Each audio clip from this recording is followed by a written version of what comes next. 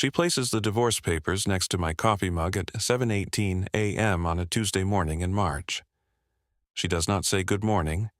She does not say her side of the bed has been cold for 2 days. She does not say where she has been for 48 hours. She places the papers down. She sits across from me at the breakfast table in the house we have shared for 16 years. She picks up her toast. She bites it. She does not look at me. The breakfast table is mahogany. It was a wedding gift from my father, who had it made by a craftsman in Walterboro who had been making furniture for Halloran men since 1968. The table has a small chip on the southwest corner from the time Hayes pulled himself up on it at 14 months old. The table has a watermark from the time Vesper set down a glass of cold sweet tea on it in July of 2009 without a coaster. The table has a series of small dents along the edge from 21 Christmas mornings of children setting plates down too hard. The table has a stack of divorce papers on it now. I read the cover sheet. The divorce petition is 23 pages. It has been prepared by a firm in downtown Charleston called Pemberton, Castles, and Whitfield. The lead attorney's name is Eldon Castles, who happens to be the most aggressive divorce attorney in South Carolina, and who happens to also be the senior partner at a firm where my wife's brother Royce has been a paralegal for 9 years. The petition is dated 3 weeks ago. 3 weeks. She has been planning this for at least 3 weeks. I read the demands. She wants the house, our 4-bedroom on East Bay Street, valued at $1.1 million. She wants both cars, my Lexus and her Range Rover. She wants the $480,000 in our joint savings account. She wants 60% of the equity in my commercial real estate firm, which would be approximately $2 million at current valuation. She wants no spousal support. She does not need it, but she does want a permanent waiver from me, agreeing not to make any claim, ever, on her family's separate assets, which includes a house in Mount Pleasant her mother left her, valued at $600,000. She also wants, and this is the line that tells me everything I have not yet allowed myself to know, a permanent waiver from me agreeing never to make any claim, on my own behalf, or as a representative of my father's estate, against any asset, account, holding, or property held by Vesper Halloran or her family in perpetuity. That clause is buried on page 19. I read it twice. I do not look up. My name is Pearson Halloran. I am 52 years old. I own a small commercial real estate firm in downtown Charleston. I have been married to Vesper Halloran, formerly Vesper Pemberton, for 21 years. We have one son, Hayes, who is 19 and a sophomore at Clemson. My mother passed away in 2019. My father, Dr. Cornelius Halloran, retired pediatric cardiologist, 79 years old, lifelong Charleston resident, has early-stage dementia. He lives at the Pinckney Assisted Living Facility on James Island. I visit him 3 days a week. He has good days and bad days. The good days are getting fewer. The page 19 clause is about my father. I do not let my face show that I have noticed. I take the pen Vesper has helpfully placed beside the papers. It is one of my fountain pens, the one she bought me for my 40th birthday. She has used my own pen against me. There is a small smile on her face. She is bringing the toast back up to her mouth. She thinks she has won. I sign every page without reading further. I sign page 1, page 2, page 3, initial each box, sign the financial disclosures, initial the asset division, sign the equity waiver for my business, initial the clause about my father, sign the cover sheet, sign the certificate, sign the acknowledgement of independent counsel waiver.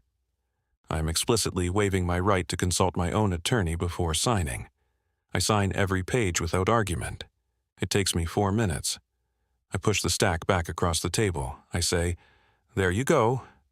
She does not look up immediately. She is chewing her toast. When she swallows, she finally looks at me. She says, "Thank you for being mature about this, Pearson. I know this is not what either of us wanted, but it is what is best for both of us." She is reciting from a script. She has been preparing this sentence for weeks. I say, "Of course." She says, "I am going to the gym. I will be back around 11. We can begin discussing the move-out timeline this afternoon." I say, "That sounds reasonable." She gets up. She kisses me on the forehead, the way you kiss a child you are about to leave at summer camp. She picks up the signed papers. She walks out of the kitchen. I sit at the breakfast table for 10 minutes after I hear her car leave the driveway. I do not move. I do not breathe in the way that produces oxygen. I breathe in the way that keeps me from making a sound she could possibly hear from the street. When 10 minutes have passed, I take out my cell phone. I dial Whitford Tyree, my attorney for 14 years, on his direct line. He picks up on the first ring. He says, "Pearson, tell me." I say, "She did it, Whitford. She came back this morning. She handed me 23 pages over breakfast. I signed everything she put in front of me without arguing." Whitford does not speak for a moment. Then he says, "All right, drive to my office. Now. Bring nothing. Touch nothing in the house. Do not return to your office. Tell your assistant you have a personal emergency." I say, "Whitford, before I drive over, there is something I need to do tonight." He says, "What?" I say, 8 days ago, I activated the nursery camera, the one we never took down after Hayes moved out. I have not checked the footage. I want to check it tonight, after Vesper has gone to sleep." There is a long pause. He says, "Pearson, if she has done what I think she has done in the last 8 days, that camera caught it. You understand what I'm saying?" I say, "I do." He says, "Drive over now, then go home, behave normally, and pull the footage tonight after Vesper is asleep. Whatever it shows, call me. Do not wait until morning." I say, "Yes." I hang up. I drive to Whitford Tyree's office on Broad Street. I do not say anything to anyone all morning. For the rest of the day, I act like a man whose wife of 21 years has just walked out of his life. I signed every page. Not because I agreed, because 6 months ago, my attorney told me there would come a moment when Vesper would finally put her crime in writing. And when she smiled at me over her toast this morning, I realized that moment had arrived. But what I had been signing today was only the beginning of what she had been planning. There was something else, something I would not see until after midnight, sitting alone in my home office in front of a screen, watching footage I had almost forgotten to record. What I would see at 2:14 a.m. was the part that mattered. What I would see at 2:14 a.m. was the part that would make me call Whitford Tyree at midnight and say, "File the criminal complaint first." I am a man who, 6 months ago, hired a private investigator named Inez Brennan to look into a series of irregularities in my father's care fund.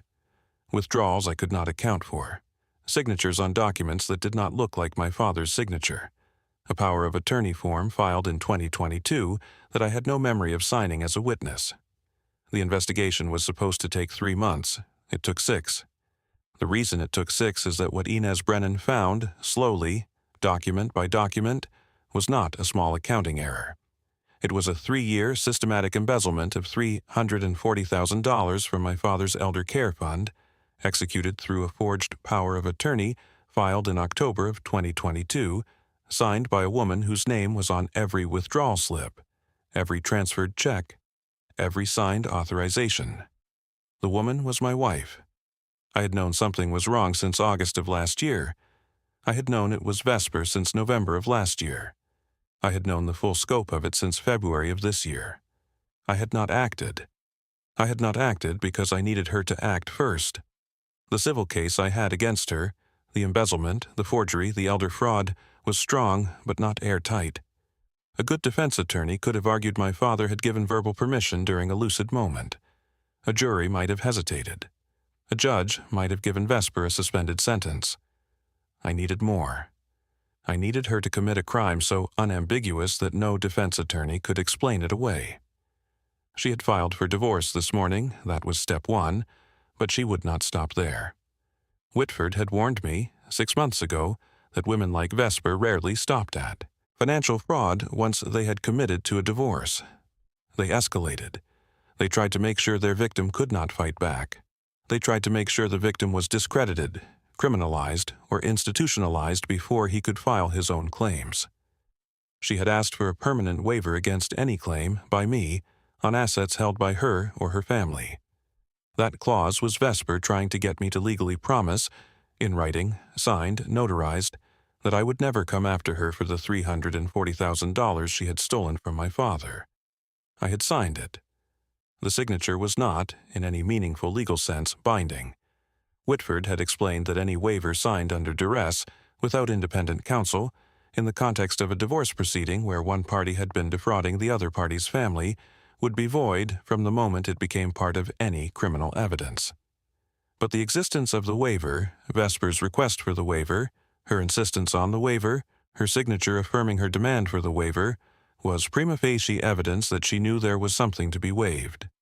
You do not ask for a waiver against claims that do not exist. She had documented, in a sworn court filing, that she believed there was something I might have a future claim against her for. That was useful. That was building the case. But it was not enough to put her in prison for what she had done to my father.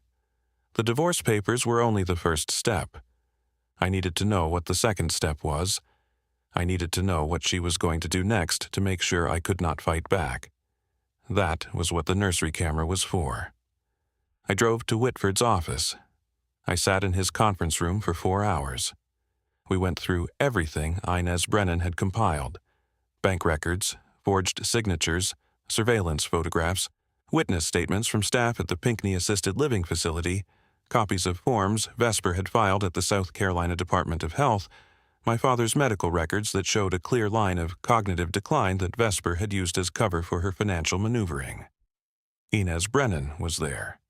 She is 54, a former forensic accountant who had spent 22 years at the South Carolina Attorney General's office before going private 4 years ago. She had set up the materials in the conference room in chronological order, like a museum exhibit of one woman's slow theft from a family. The first folder was October 2022, the forged power of attorney, signed in my father's hand by someone who was not my father. The handwriting was close. It had taken Inez 3 weeks to confirm it was a forgery, comparing it against 43 samples of my father's actual signature from documents going back to 1981. Inez walked me through every piece.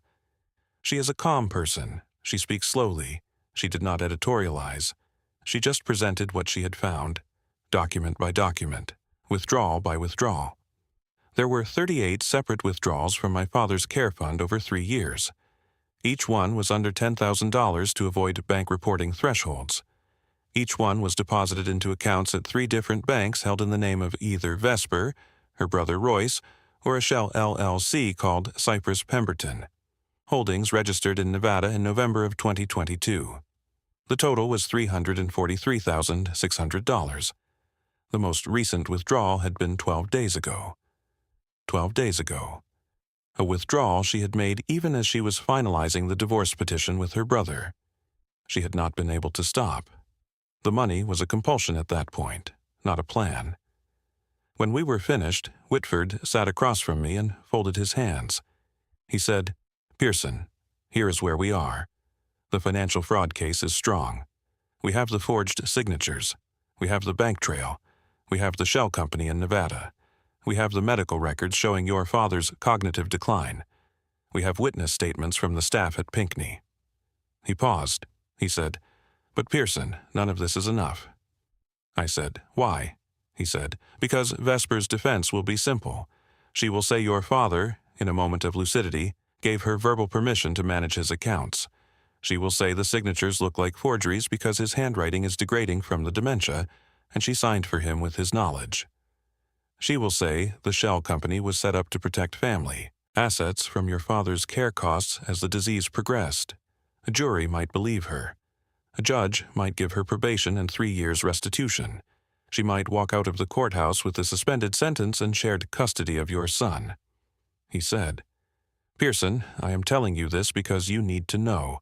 The financial case alone is not enough to put her where she belongs." I said, "Then what is?" He said, "We need her in the act of doing something else. Something that cannot be explained as a misunderstanding. Something that shows clear criminal intent.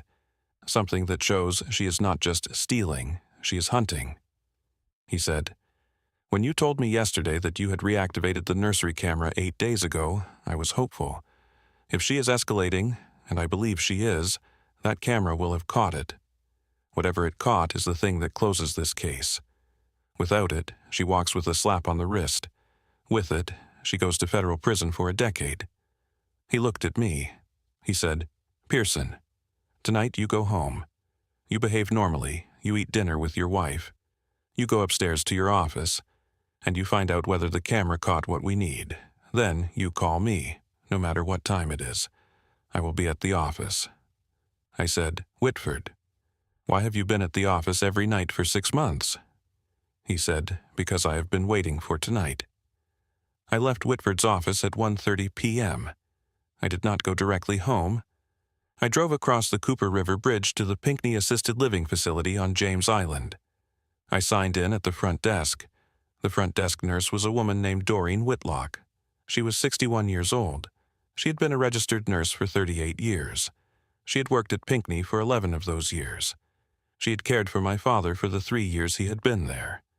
She was the only person at Pinckney I trusted with my father. She smiled when she saw me. She said, "Mr. Halloran, your daddy is having a good day today. He recognized me this morning. He asked about Hayes." I said, "How is his appetite?" She said, "He ate his eggs. He left his grits. You know how he feels about Pinckney grits." I said, "Thank you, Doreen." She looked at me. She had seen a lot of children visit their dying parents. She knew the difference between a man who was holding it together and a man who was not. She said, "Mr. Halloran, are you all right?" I said, "Yes, Doreen, I am all right." She said, "Mr. Halloran, if there is anything you need from me, you let me know." I said, "Doreen, I may need to ask you something significant in the next few days. Will you be here Friday?" She said, "I am here every Tuesday through Saturday." I said, "Thank you." I went down the hall to my father's room. He was sitting in the armchair by the window. He was looking out at the magnolia tree in the courtyard. The magnolia was blooming.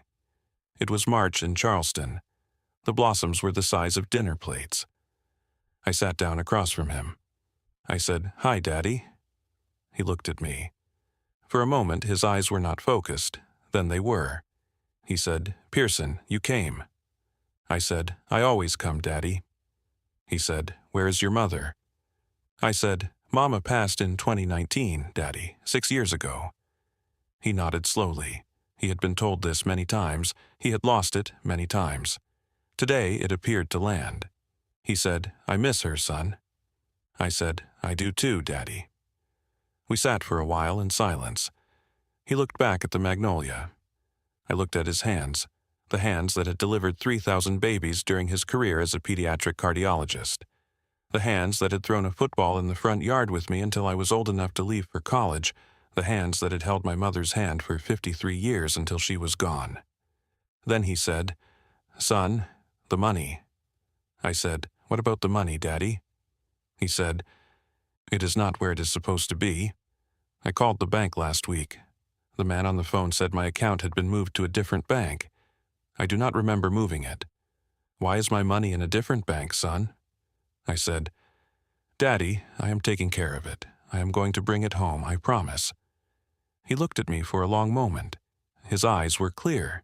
He was, in that moment, the man he had been. The man he had been before the dementia. The man he had been my whole life. He said, "Son, I trust you to do the right thing. I have always trusted you to do the right thing." I said, "Daddy, I am doing the right thing." He said, "Good." He looked back at the magnolia. A minute later, the fog came back. He turned to me and said, "Son, where is your mother?" I said, "She is on her way, Daddy. She will be here soon." He said, "Good."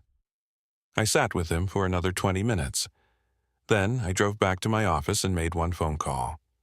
I called Hayes at Clemson. I told him, "Mom served divorce papers this morning. Don't worry. I have it under control.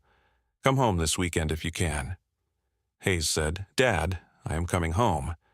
I said, "You do not need to come home tonight, Hayes. Come this weekend."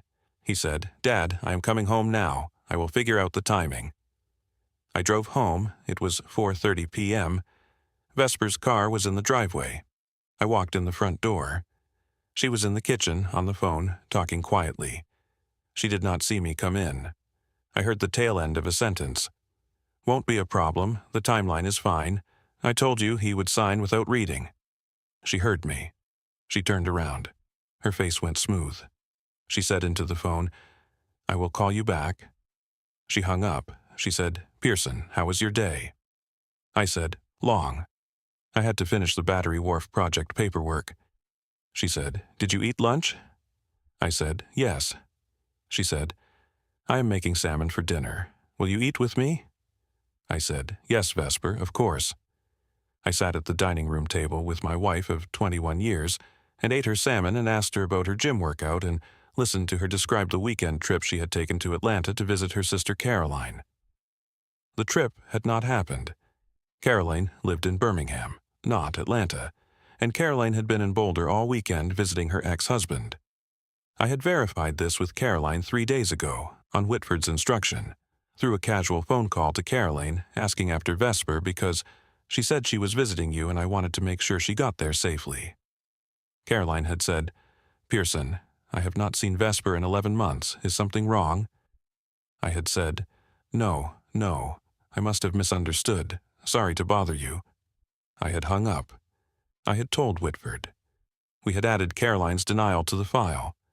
Now I ate my wife's salmon and listened to her lie to me about her sister, and I asked the appropriate questions, and I made the appropriate facial expressions, and I cleared the plates after dinner, and I told her I was going upstairs to read. I went upstairs at 8:47 p.m. I did not read. I sat in my home office with the door closed and waited for Vesper to come up to bed. She came up at 10:30 p.m. I heard her brushing her teeth. I heard her getting into bed in the master bedroom. I heard her turning off her lamp. I waited until 11:30 p.m. Then I logged into the cloud account where the nursery camera footage was stored. The camera had been mounted on the wall above the changing table in 2006 when Hayes was born. It was an early generation Nest camera, eventually upgraded to a newer model in 2012. We had stopped using it actively in 2016 when Hayes was 10 and no longer needed monitoring. The camera had stayed mounted on the wall because neither of us had ever bothered to take it down. The room had become my office for a few years, then a guest room, then a storage room for the boxes of photographs Vesper had been organizing for the past 4 years and never finished organizing. 8 days ago, when Whitford and I had decided we needed surveillance of the house in case Vesper began planting evidence, I had gone into the nursery and quietly reactivated the camera. I had updated the firmware. I had connected it to a new cloud account that Vesper did not know about. I had pointed the lens slightly differently than it had been pointed before, to capture a wider angle of the room, including the doorway and the closet. I had not checked the footage in 8 days. I logged in now. The camera had recorded 14 events over 8 days. Most were brief. Vesper walking through the room to grab something from the closet, the cleaning lady dusting on Wednesday, a moment when sunlight had triggered the motion sensor. The most recent event was 47 minutes long. It began at 2:14 a.m. last night, while Vesper was supposedly visiting her sister in Atlanta. I clicked play. What I saw at 2:14 a.m. on the nursery camera was the moment my marriage of 21 years stopped being a marriage and became a crime scene. In 47 minutes of recorded footage, my wife walked into my home office with a bag of cocaine, a burner phone, and a forged deed transferring my father's house to me. She planted all 3 items in places where police would find them within an hour of a tip. Then she called her brother and laughed. By Monday, Pearson will be in jail, his father will be in a state facility, and the house will be mine. That is the short version. Here is what I actually watched. The footage was in night vision mode. The image was green and slightly grainy, but everything was visible. The room was empty for the first 12 seconds. The closet door, the bare wall where the changing table used to be, the corner where Hayes's crib had stood for the first 3 years of his life. The room had been Hayes's nursery, then his playroom, then my home office for a few years, then a guest room, then a storage room. It had once been the most loved room in the house. It was now a room with cardboard boxes and a forgotten camera and a wife who did not know either of those things. Vesper entered the room at 2:14 a.m. She was wearing dark clothing, black yoga pants, a dark sweatshirt, hair pulled back. She was carrying a small canvas tote bag. She did not turn on a light. She moved with the easy confidence of a person who had been in this house for 16 years and did not need to see where she was going. She walked directly to my home office, which is the room next to the nursery, and was visible through the open doorway. I watched her place the tote bag on my desk. I watched her open the bag. I watched her remove 3 items. The first was a small clear plastic baggie containing a white powder. She held it up to the moonlight from the window, examining it briefly. Then she placed it carefully in the back of my desk drawer, underneath a stack of tax returns from 2018. She nudged the tax returns over it so it would not be visible if the drawer was opened casually. She pulled her hand out. She closed the drawer slowly so it would not make noise. The second was a flip phone, a burner phone. She turned it on briefly, checked something on the screen, text messages I would learn from forensic analysis later, and then turned it off. She placed it in the bottom drawer of my filing cabinet behind the hanging folders. She arranged the folders to cover it. The third was a manila envelope. She set it on top of my desk, opened it briefly to check the contents, then placed it in the wall safe behind the painting of my grandfather. The wall safe whose combination I had given her in 2009 when we had refinanced the house. I watched her open the safe, left 36, right 12, left 48, the combination my grandfather had used for 50 years and which I had inherited along with the safe and most of his other possessions. I watched her place the envelope inside. I watched her close the safe. I watched her dial the combination back to the locked position. Then she pulled out her phone. She made a call. The audio on the camera caught everything. She said, "Royce, it's done. The deed of gift is in the safe with his signature on it. The stuff is in the desk, the phone is in the cabinet. We are clear for next week." She listened. She said, "Yes. I served him this morning. He signed every page. Did not read a single one. He was so broken he could not even argue. The waiver clause is signed. He has just legally barred himself from coming after Daddy's money, and he does not even know it." She listened again. Then she said, "Stop worrying, Royce. Eldon has the criminal complaint ready to file Monday. The cocaine planting will look natural. He is going through a divorce. He is depressed. He was using. That is the story. The forged deed of gift will look like he was trying to steal his own father's house before the dementia got worse. By next week he will be in a cell, and Daddy Cornelius will be moved to a state facility because there will be no family member with clean hands to take him. The house on East Bay Street will be in my name. 21 years of pretending to love that family will finally pay off." She paused. She listened to her brother say something on the other end. She laughed. It was a laugh I had never heard her make in 21 years of marriage. It was not the laugh she used at dinner parties. It was not the laugh she used with our friends. It was not the laugh she had used the day Hayes was born, or the day my mother died, or the day we had renewed our vows on our 15th anniversary at the chapel on Sullivan's Island. It was the laugh of a stranger. It was the laugh of a person who had been wearing my wife's face for 21 years. She walked out of the office. She crossed back through the nursery toward the hallway. She paused at the closet next to the camera. She bent down. She pulled out a small metal lockbox from the back corner of the closet, behind a stack of unopened photo albums. She opened the box with a key from her pocket. She added a folder of documents from her tote bag to the box. She closed the box. She replaced it in the closet. She straightened up. For 3 seconds, she looked directly at the camera. She did not see it. The lens is small. The angle is high. She was not looking at the camera. She was looking past it, at the doorway, judging whether anyone might be coming. But for 3 seconds, her face was directly in frame, lit by the green night vision, completely visible. Her expression was not the face of my wife. Her expression was the face of a woman who was about to ruin the lives of 3 people she had been pretending to love, and who was, in that moment, completely at peace with what she was about to do. She walked out of the room.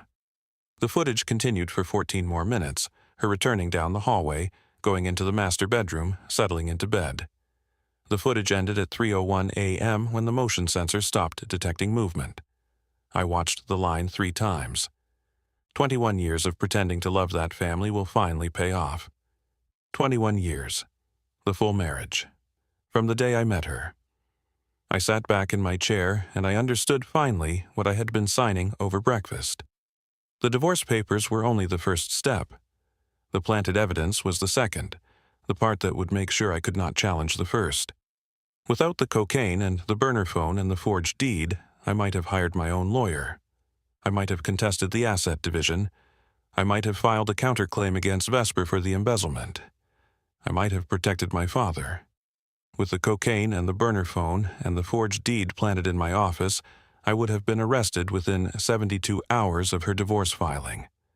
I would have been in a holding cell.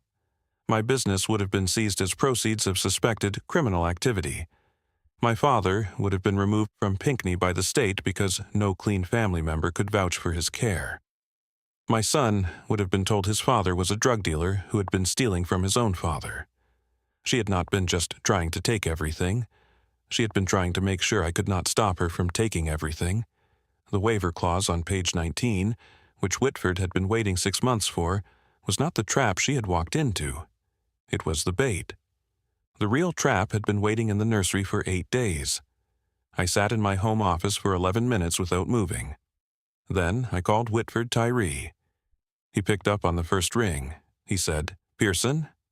I said, "Whitford, file the criminal complaint first." He said, "Are you sure?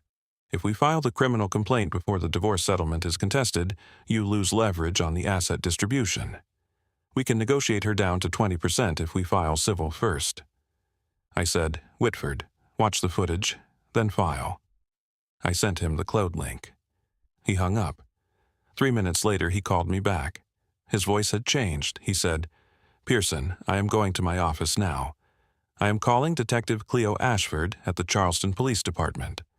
I am calling the FBI Elder Fraud Division. I am calling Inez Brennan. By 7 a.m. tomorrow morning, every piece of evidence we have will be filed. The criminal complaint will be lodged before Vesper wakes up. The arrest warrant will be served by 9 a.m. Your son needs to come home. Your father needs to be moved to a different facility tonight. Where can you have your son meet you in the morning?" I said, "I am calling Hayes now. He is at Clemson. He can be home in 4 hours." Whitford said, "Pearson, I am sorry. I have known you for 14 years. I am sorry it is her. I am sorry it is 21 years. I said, "Whitford, thank you for being ready. Thank you for not telling me, 6 months ago, to confront her. Thank you for letting me be patient enough to let her bury herself." He said, "Pearson, you buried her, not me. I just held the shovel." I hung up. I called Hayes. Hayes is 19. He answered on the second ring even though it was 12:14 a.m. He said, "Dad, what's wrong?" I said, "Hayes, I need you to come home, tonight, right now. I need you to drive to Charleston. Do not tell your roommates where you're going. Do not text your mother. Do not stop until you are at the house." He said, "Dad, what did Mom do?" I said, "Hayes, I will explain when you get here." He said, "Dad, I am leaving in 5 minutes. I will be there by 4:30 a.m. He said, "Dad, whatever it is, I am with you." I sat in my home office and I did not move. I waited for my son to come home. Hayes pulled into the driveway at 4:42 a.m. I heard his old Ford Bronco before I saw the headlights, the Bronco I had bought him when he turned 16, with 140,000 miles on it, that he had refused to trade in for a newer car when he started Clemson because, he said, his grandfather had told him at age 14 that a man should drive his first car until it stopped or he stopped, whichever came first. The Bronco had not stopped. Hayes had not stopped. He came in the front door without knocking. He found me in the kitchen drinking coffee. He set his backpack down on the kitchen island. He was still wearing the Clemson sweatshirt he had been wearing in the dorm when I called him. His hair was a mess. His eyes were red. He had driven 4 hours and 28 minutes through the dark to get here. He looked at me. He did not say anything for a moment. Then he said, "Dad, I have something to show you." He pulled out his phone. He said, "I have been recording her, off and on, for 18 months. I do not know why I started. I just felt like something was wrong. I have voice memos, 23 of them. I want you to hear them before you tell me what is happening." I said, "Hayes, sit down." He sat down at the kitchen island. He set the phone between us. His hands were shaking. They were the same hands I had held when he was 3 days old in the hospital nursery, and the same hands that had reached up for me when he was learning to walk in the front yard in the spring of 2007, and the same hands that had clung to me at his grandmother's funeral in 2019, and they were shaking now because he was 19 years old, and he had been carrying a secret about his mother for a year and a half, and he had not known if he was going to be believed. I said, "Hayes, your mother filed for divorce yesterday morning. She has been embezzling from your grandfather's care fund for 3 years. $340,000. She forged a power of attorney. Last night she planted cocaine in a burner phone and forged documents in my home office. The nursery camera caught her. She is going to be arrested at 9 a.m. this morning. Your Uncle Royce will be arrested at the same time. They have been in this together for at least 3 years, possibly longer. I have been investigating it for 6 months. I waited for her to file for divorce because I needed her to commit a clear criminal act. She did. Whitford is filing the criminal complaint right now. I need you here because the next 48 hours are going to be hard, and I needed my son with me." Hayes did not speak for a moment. He sat there at the kitchen island. He looked at the phone. He looked at me. Then he handed me his phone. He said, "Dad, listen to memo number 17. It was recorded about 8 months ago. I was supposed to be at lacrosse practice. Mom didn't know I was home. She was on the phone in the kitchen." I pressed play. Vesper's voice came through the speaker. Her voice was calm, almost cheerful. She was saying, "Royce, I am telling you, the old man is finally on the way out. The dementia is moving fast. By next year I will have everything in my name, and Pearson will be too distracted by his father's decline to notice the transfers. Hayes is at Clemson. He is barely around. It is the perfect window. I just have to be patient for another 12 to 18 months. She paused. She listened to whoever was on the other end of the line. Then she said, "Royce, please. We have talked about this. I never loved Pearson. I have never loved anyone in this family. I have been waiting for this since the day I married him. The reward is finally close enough to taste." The recording ended. I set Hayes's phone down on the kitchen island. I looked at my son. He had tears in his eyes. He said, "Dad, I have known for a year and a half. I did not know what to do. I did not know if I was being paranoid. I did not know how to tell you. I did not know if you would believe me. I did not know if I could be wrong about my own mother." I stood up. I walked around the kitchen island. I held my son. I held him for a long time. I said, "Hayes, I am sorry. I am sorry you carried that alone for 18 months. I am sorry I did not see what you saw. I am sorry I needed you to be the one who recorded the truth." He said, "Dad, you are going to need those recordings." I said, "I am." He said, "Use them." Vesper Halloran was arrested at 9:14 a.m. Wednesday morning at her brother Royce's house, where she had gone after a brief stop at the gym, planning to spend the day reviewing the next phase of the operation with him. She was wearing a workout outfit. She did not resist arrest. She demanded to call Eldon Cassels. The arresting officer informed her that Cassels was already a person of interest in the criminal investigation and would not be available to represent her. Royce Pemberton was arrested simultaneously at his desk at Pemberton, Cassels, and Whitfield. The other partners watched. He did not resist either. He looked, the arresting officer told me later, like a man who had been waiting for it. Eldon Cassels was not arrested. The investigation into his role at the firm was opened, but the evidence was not strong enough to charge him directly. He was, however, suspended from the South Carolina bar pending review, and resigned from the firm 3 weeks later. The charges against Vesper were extensive: conspiracy to commit fraud, embezzlement, exploitation of a vulnerable adult, forgery, identity theft, planting controlled substances, planting forged documents, and witness tampering. The total potential sentence under federal sentencing guidelines was approximately 28 years. She was offered a plea deal. She refused. Then her attorney was shown the nursery camera footage. He was shown Hayes's voice memos. He was shown Inez Brennan's 6-month investigative report. He was shown the surveillance photographs. He advised her to take the deal. She took the deal. 11 years federal prison, plus restitution of $340,000 to my father's care fund, plus restitution of legal fees to me. She is at FCY Aliceville in Alabama. Royce Pemberton took a plea as well, 7 years. He has been disbarred. The divorce filing was withdrawn.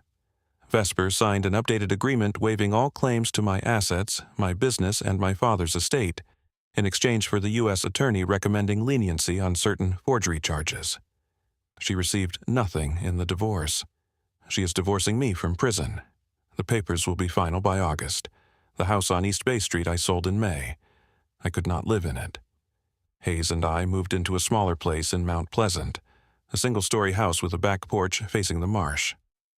My father moved in with me a month later, after I withdrew him from Pinckney Assisted Living and contracted with a private nurse named Doreen to come by during the day when I was at work. Doreen is 61. She is a retired ICU nurse. She drives my father to his medical appointments. She makes him grits in the morning. She lets him watch the Atlanta Braves on the porch in the afternoons. She tells him stories about her own father, who was a fisherman in Beaufort, when his memory falters and he gets confused about where he is. He likes her. Hayes transferred from Clemson to the College of Charleston in the fall. He lives at home now. He is studying English literature. He wants to be a high school teacher. He drives my father to his Wednesday appointments when Doreen is off. He sits with him on the porch in the evenings. I have a dog now. I rescued him from the marsh in late June when he wandered up to our porch one night during a thunderstorm. A Carolina dog, lean, brown, scarred. Maybe 6 years old, no collar, no chip, no one looking for him. I named him Boone. He sleeps on the porch at night. He follows my father from room to room during the day. He does not know what dementia is. He just knows my father's voice is gentle, and my father's hand is steady when my father puts it on his head. Last Saturday evening, 6 months after the morning I signed the divorce papers without reading them, I sat with my father on the back porch as the sun was going down over the marsh. The sky was pink and gold. The cicadas were starting up. Hayes was inside the kitchen making low country boil, shrimp and corn, and andouille sausage, and small red potatoes in a big pot. The smell was coming through the screen door. My father had been in a fog all day. He had not recognized the house in the morning. He had not recognized me at lunch. He had asked twice where Margot was. But sitting on the porch with the sunset coming on, he turned to me with the clear eyes I had not seen in 9 days, and he said, "Son?" I said, "Yes, Daddy." He said, "Did your mother and I do right by you?" I said, "Yes, Daddy, you did right by me." He looked out at the marsh for a long moment. He said, "Good. That is the thing that matters. The rest is just noise." He looked back at me. Then his eyes went somewhere else, the way they do, and he was gone again, back into the fog, watching the sky without seeing it, breathing slowly in his rocking chair beside me. I sat beside him. Boone put his head on my foot. Hayes called from the kitchen, "Dad, dinner in 5." I did not move yet. I sat on the porch with my father and my dog and my son's voice coming through the screen door, and I watched the sky go from pink to gold to deep red. I thought about the woman who had spent 21 years pretending to love this family. She had thought I was broken when I signed those papers. She had thought silence meant surrender, but silence was the trap, and she had walked into it smiling. The cicadas got louder. My father's breathing slowed. Hayes called from the kitchen again. I stood up. I helped my father out of his rocking chair. I walked him inside with my son's arm waiting in the doorway, and Boone padding behind us, and the porch light flickering on as the dusk came down over Charleston. We went to dinner.